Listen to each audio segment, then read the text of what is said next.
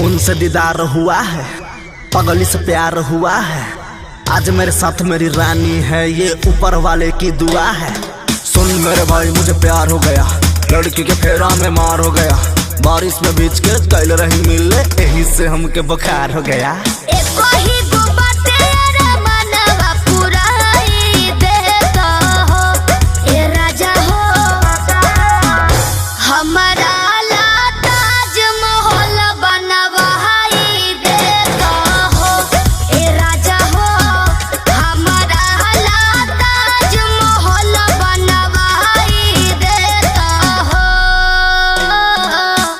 तुमने बोल दिया, मन का पर्दा खोल दिया। नजर से नैना चार को तुमने आज पैसों से तोल दिया। कोई बात नहीं, हाँ कोई बात नहीं।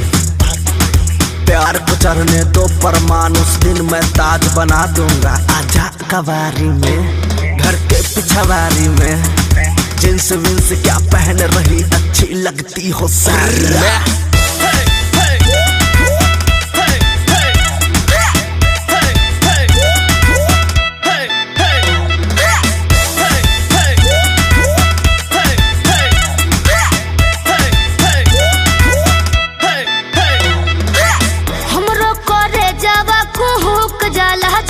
जब बोले लहे राजा, अखिया के सोझा रहे लो तो मनवा रहेला बड़ी ताजा।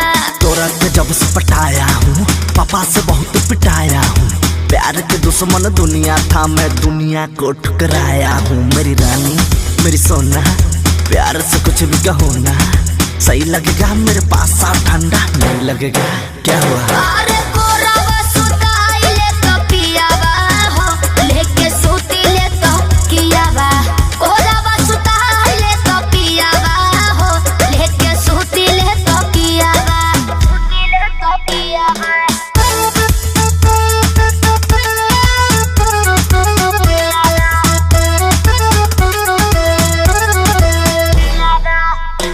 मेरी जान है तू, मेरी शान है तू, मेरे लिए भगवान है तू। बर्थडे में तहरा विश करूंगा, दूर मत जाना मिस करूंगा। हमको कोरोना का डर ही नहीं है, कोरोना हो जाए फिर भी किस करूंगा। अरे रजनीगंधा फूला